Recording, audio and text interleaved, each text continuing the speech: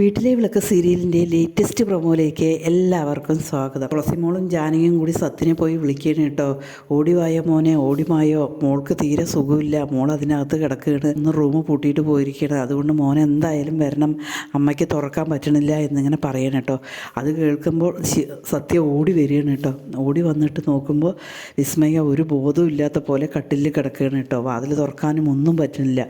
പിന്നീട് സത്യ ചുറ്റിയൊക്കെ കൊണ്ടുവന്ന് വാതിൽ തല്ലിപ്പൊളിച്ച് അകത്ത് കിടന്ന് വിസ്മയെ ഇങ്ങനെ എടുത്ത് പുറത്ത് കൊണ്ടുവന്ന് വിസ്മയയ്ക്ക് കാറ്റും വെളിച്ചമൊക്കെ കിട്ടി അവർ മുഖമൊക്കെ കഴുകി വെള്ളമൊക്കെ കൊടുക്കുമ്പോഴേക്കും വിസ്മയ കുറച്ച് നോർമലായ പോലെ ആവും കേട്ടോ.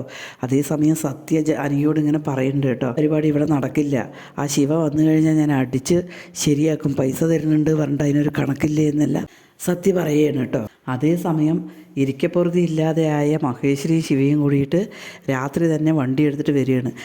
ഇവരെ കണ്ടതും സത്യ അങ്ങനെ ചൂടായിട്ട് ശിവയോട് പറയണം കേട്ടോ, നീ എന്ത് പരിപാടിയാണ് ഈ ചെയ്യുന്നത്, ആ കുട്ടിക്ക് എന്തിനകത്ത് വല്ലതും സംഭവിച്ചിരുന്നെങ്കിൽ ആരാണ് ഉത്തരം പറയുക, ഈ പരിപാടി ഞങ്ങൾക്ക് പറ്റില്ല, അതുകൊണ്ട് ഇപ്പോൾ ഈ നിമിഷം ഇവിടെ ഒന്ന് കൊണ്ടുപോകണമെന്ന് സത്യ തറപ്പിച്ചിങ്ങനെ പറയണം കേട്ടോ.